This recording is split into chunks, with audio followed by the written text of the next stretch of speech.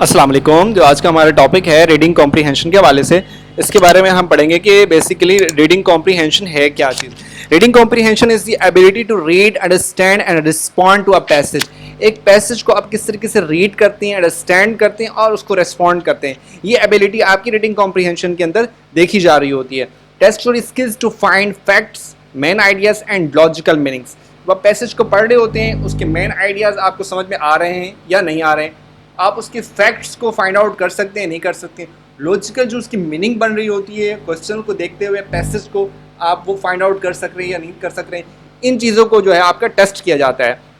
और ये आपकी तमाम जो आजकल एग्जाम्स हो रहे हैं आपके, चाहे वो फेडरल गवर्नमेंट के अंडर है या प्रोविंशियल गवर्नमेंट के अंडर या STS जो भी एग्जाम्स कंडक्ट कर रहे हैं, उन तमाम के अंदर कॉम्पिटेटिव एग्जाम्स के अंदर आपका जो कॉम्प्रीहेंशन का जो एक पार्ट है, जो पैसेज का एक पार्ट है, वो लाजमी आ रहा है। तो इसके ऊपर ज़्यादा हमने फोकस करना है।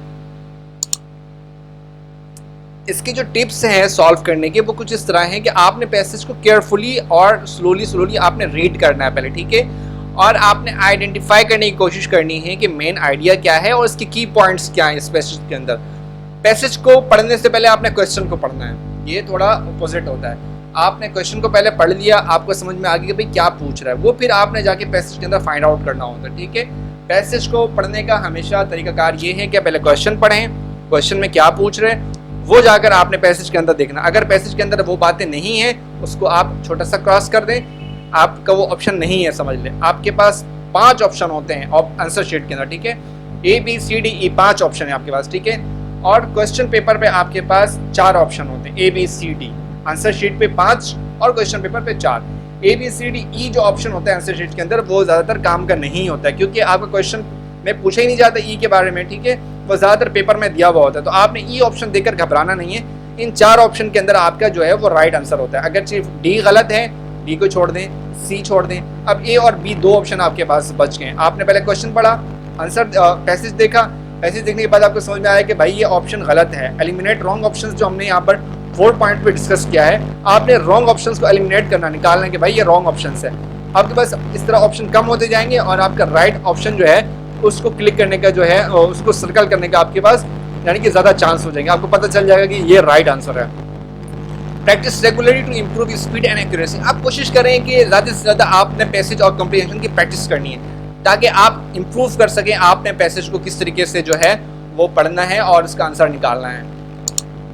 जैसे कि हमारे पास पैसेज नंबर 1 के अंदर है इंपॉर्टेंस ऑफ बुक्स के हवाले से, कि books are our best friend, they give us knowledge and open imaginations. A regular reader becomes wise and confident. Books never demand anything. इसका जो मेन आइडिया है वो क्या, क्वेश्चन के अंदर पूछा है, क्वेश्चन नंबर 1 के अंदर, what is the main idea. सबसे पहले लिखा हुआ है रीडिंग इज बोरिंग। आप देख लें इस पैसेज के अंदर कहीं पर भी बोरिंग की बात नहीं की गई है, रीडिंग इज बोरिंग है, ठीक है। अवॉइड बुक्स, इस पैसेज के अंदर कहीं पर भी बुक्स को अवॉइड करने की बात नहीं की गई है। ऑप्शन नंबर बी के अंदर बुक्स आर गुड फ्रेंड्स। देखिए यहाँ फ्रेंड्स की बात हुई है ना, बुक्स आर जो है बेस्ट फ्रेंड्स, तो ये आपका कहीं ना कहीं उस पैसेज के अंदर बात हो रही होती है पहले, इसलिए क्वेश्चन को हम देखते हैं, फिर इस ऑप्शन को जाकर हम पैसेज के अंदर तलाश कर रहे होते हैं कहाँ पर इस बारे में बात हुई है, ठीक है। अब क्वेश्चन नंबर 2 के अंदर बताया जा रहा है कि a regular reader becomes, option में दिया हुआ एंग्री, कहीं पर भी एंग्री है नहीं है।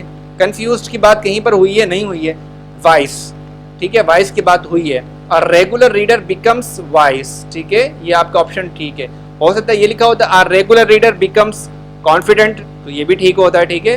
तो आपने पैसेज के अंदर इस तरह तलाश करना होता है। पैसेज है हार्ड वर्क के हवाले से, hard work and success. There is no shortcut to success. Hard work, dedication and smart efforts are key. Avoiding hard work means avoiding success, ठीक है। तो यहाँ पर हमारे पास है what is the passage about luck, hard work और money. Luck की बात कहीं पर भी नहीं हुई है इसके अंदर, ठीक है। मनी की बात हुई है कहीं पर, नो। हार्ड वर्क की बात हुई, देखिए hard work, dedication and smart efforts, ठीक है, एफर्ट्स की भी बात हुई है यहाँ पे। कीज टू सक्सेस, सक्सेस हासिल करने की कौन सी कीज होती हैं। लेजीनेस के जरिए आप सक्सेस हासिल कर सकते हैं, कहीं पर बात हुई है नहीं हुई है। स्लीपिंग, सो सोकर आप सक्सेस हासिल कर सकते हैं, नहीं भाई। कॉन्सिस्टेंसी एंड एफर्ट्स के साथ, कॉन्सिस्टेंसी कहते हैं मुस्तकिल मिजाजी को, मुस्तकिल मिजाजी और कोशिश के जरिए आप कामयाबी हासिल कर सकते हैं, ठीक है। तो ये जो है आपका ऑप्शन नंबर ए, ये आपका करेक्ट है। आपने पैसेज के अंदर उसके जवाब को तलाश करना होता है क्वेश्चन पढ़कर।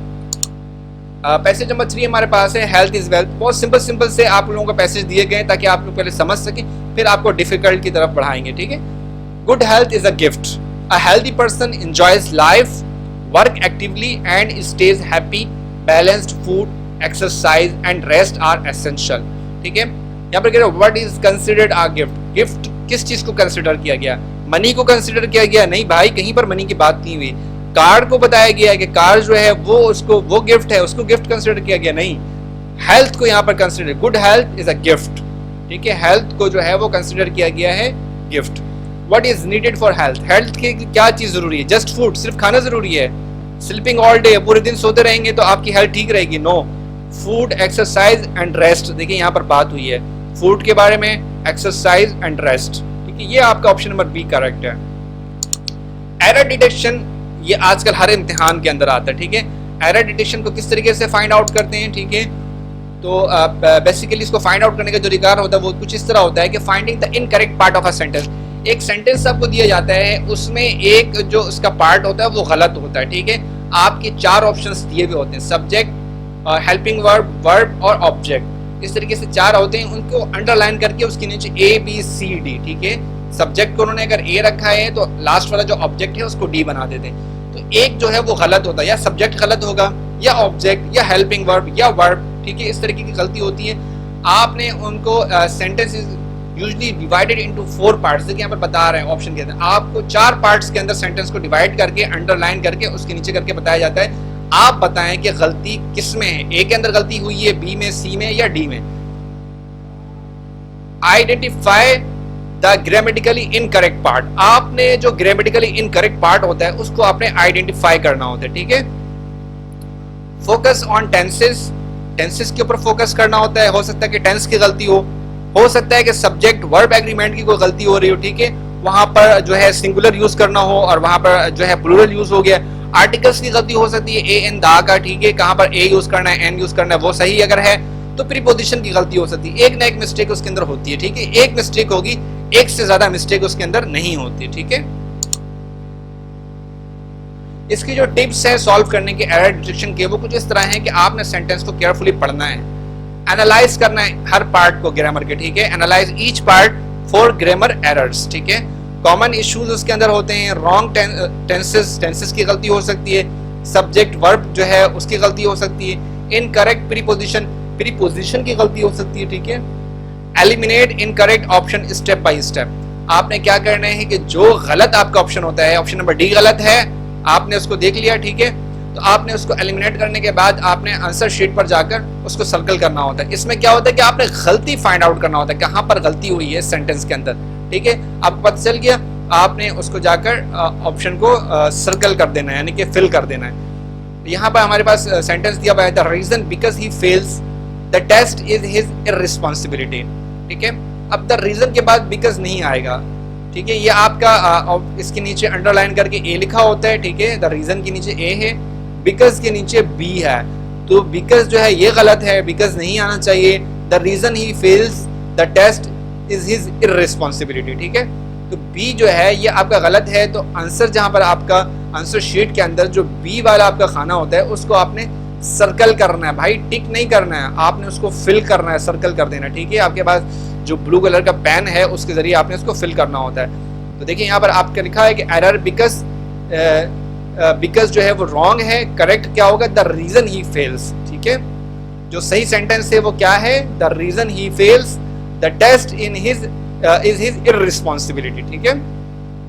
तो गलती कहां पर थी, बिकॉज पे थी। तो बिकॉज वाला जो ऑप्शन है आंसर शीट में, वो ये क्वेश्चन पढ़ने के बाद आंसर शीट वाले बिकॉज का जो ऑप्शन होगा, चाहे वो सी है, डी है, बी है, जो भी है उसको आपने फिल कर देना है, ठीक है। यहाँ हमारे पास लिखा हुआ एन इंटरव्यूअर आस्क्ड मी, ठीक है, what was my favourite subject. Interviewer ने मुझसे पूछा है भाई कि आपका फेवरेट सब्जेक्ट कौन सा है, ठीक है। मेरा फेवरेट सब्जेक्ट जो है वो कौन सा है, तो व्हाट वाज माय नहीं होता है, what my favourite subject was है, ठीक है। आपके यहाँ पर जो है जो सब्जेक्ट लिखा हुआ है what was my favourite subject, इसके बाद वाज लगेगा, ठीक है। ये नरेशन है, एक तो डायरेक्ट नरेशन होता है, इनडायरेक्ट होता है, ठीक है। तो ये आपका इनडायरेक्ट नरेशन के अंदर आ रहा होता है, ठीक है। सब्जेक्ट के बाद वाज लगता है। तो ये आपने सेंटेंस को पढ़कर उसको देखना होता है कि कहाँ पर गलत हो रहा है। तो जो डी ऑप्शन है इसका, what was my favourite subject, ये आपका अंडरलाइन किया हुआ होगा, इसके नीचे डी लिखा है, ठीक है। तो ये आपका ऑप्शन नंबर डी है, ये आपने आंसर शीट के अंदर फिल कर देना होता है, ठीक है। देखिए यहाँ पर करेक्ट सेंटेंस लिखा हुआ है, an interviewer asked me what was my favourite subject was, ठीक है। आपको कुछ टिप्स बता रहा हूं कि आपने डेली बेसिस पे एरर डिटेक्शन के 10, 15 या 20 एमसीक्यू जो डेली आप कर सकें रूटीन वाइज, वो आप लाजमी करें ताकि एरर डिटेक्शन के ऊपर आपको ग्रिप हो सके। ग्रामर के रूल्स को आप रिवाइज करें डेली बेसिस पे, ठीक है। कहाँ पर वॉज लगाना है, कहाँ पर वर्ड, कहाँ इज एम आर, बेसिक तमाम चीजें मैंने आपके साथ शेयर की, वो आप देखें ताकि आपको यहाँ पर आसानी हो। पहले मैंने इसीलिए वो करवाया है ताकि आप लोगों को इसकी समझ आ सके, ठीक है। Focus on commonly tested error types, ठीक है। आपने एरर टाइप्स के जो क्वेश्चंस हैं उनको आपने यानी कि फोकस करना है, ठीक है। आपने एग्जाम आपका हो, जब आपका टेस्ट हो, आपने काम एंड कॉन्फिडेंट होकर बैठना है, ठीक है। आपने ऑप्शंस को देखना है, आपने क्वेश्चन को पढ़ना है और उसके बाद आपने टिक करना है। टाइम का भी ख्याल करना है, बहुत ज़्यादा टाइम आप ना लगा दें। कोशिश करें कि जो क्वेश्चन आपको सबसे पहले 100% आ रहे होते हैं उनको आप कर लें, तो आपके पास टाइम जो बच जाता है उसके अंदर आप ऐसे क्वेश्चंस करें जो आपके टाइम ज़्यादा ले रहे होते हैं, ठीक है।